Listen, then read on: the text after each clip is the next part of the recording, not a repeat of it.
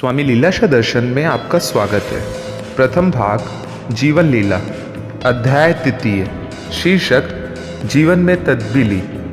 हमारा लीलाराम अभी 5 वर्ष का ही था तब उनका पिता श्री टोपरदास अपने बालक को लेकर वायदे अनुसार तलहर में रतन भगत के दरबार में पहुंचा और विनय करने लगा कि आपके आशीर्वाद से मिला बालक आपकी सेवा में हाजिर है। अब कृपा करके दक्षिणा लेकर हमें बालक वापस कर दो।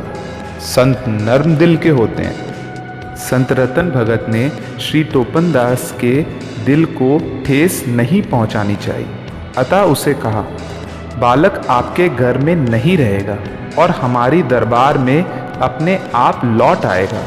इस प्रकार बालक को आशीर्वाद देकर पिता के हवाले कर दिया। पिता खुश होकर घर वापस लौट आए। जब बालक बड़ा हुआ तो संत रतन भगत ने शरीर त्यागा।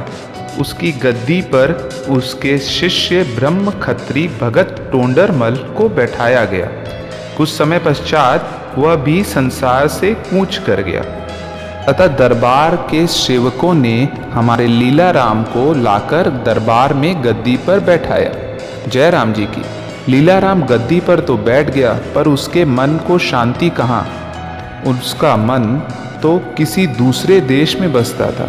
उसके मन में यह विचारधारा चल रही थी कि जिसने उनके दान किए हुए सामान की भरपाई की है और उसका मान रखा है, वो उस महान हस्ती की खोज करूं।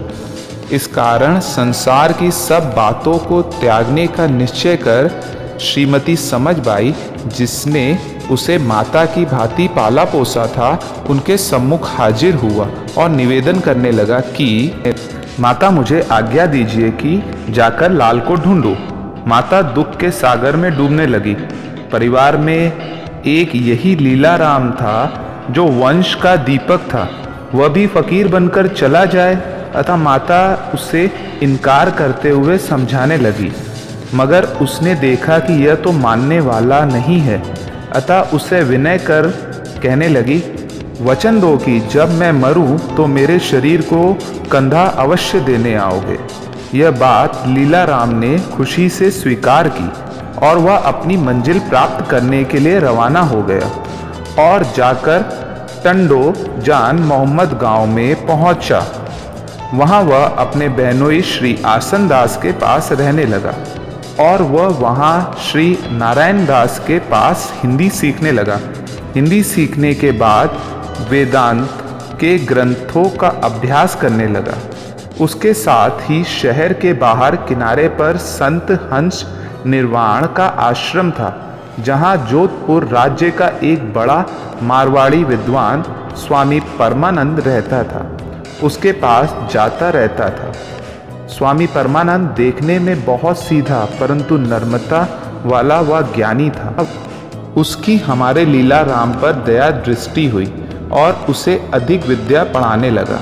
इस प्रकार लीलाराम एक और विद्या प्राप्त करता गया तो दूसरी ओर उसमें त्याग वृत्ति बढ़ती गई। यह बात उसके बहनोई श्री आसनदास को चिंता में डालने लगी, क्योंकि श्रीमती समझभाई ने उसे कहलवा कर भेजा था कि ऐसा कुछ करना जैसे हमारा बालक साधु ना बने और परिवार का नाम रोशन करे। इस कारण श्री आसनदास हमेशा लीलाराम को संसारी माया जाल की ओर लाने की कोशिश करता था और उसे एक सुंदर कन्या विवाह करने हेतु दिखलाई, पर जिसे मालिक से प्रीति होती है वह भला ऐसे झूठे बंधनों में बंधने से कैसे तैयार हो। उसके हृदय में एक ही लगन लगी हुई थी, जिस कारण दुनिया में कोई लालच उसे डावाडोल नहीं कर सकी। लगे मेघ न उखड़ी हिये जा होतिन, सवे सोनारा मिड़या लखे लोहारिन। बुढ़ियन सा उखड़ी कशे कडी तिन, शाबाश तिन प्रियुन जिन चित्थर सा चोरे छड़ियो।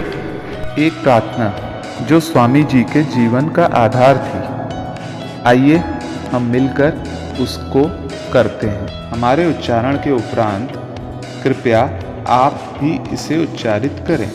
हे भगवान, हम सबको सुबुद्धि दो, शक्ति दो, निरोगता दो कि अपना अपना कर्तव्य पालन करके सुखी बने। हे भगवान, हम सबको सुबुद्धि दो, शक्ति दो, निरोगता दो कि अपना अपना कर्तव्य पालन करके सुखी बने। हे भगवान, हम सबको सुबुद्धि दो, शक्ति दो, निरोगता दो कि अपना अपना कर्तव्य पालन करके सुखी बने। इस श्रृंखला के अन्य वीडियोस को पाने के लिए हमारे YouTube चैनल को सब्सक्राइब करिए और बेल आइकन को प्रेस करना मत भूलिए, ताकि जैसे ही हमारे YouTube चैनल पे वीडियो अपलोड हुए आपको इसकी जानकारी मिल जाए। वीडियो को लाइक और शेयर करना ना भूलिए।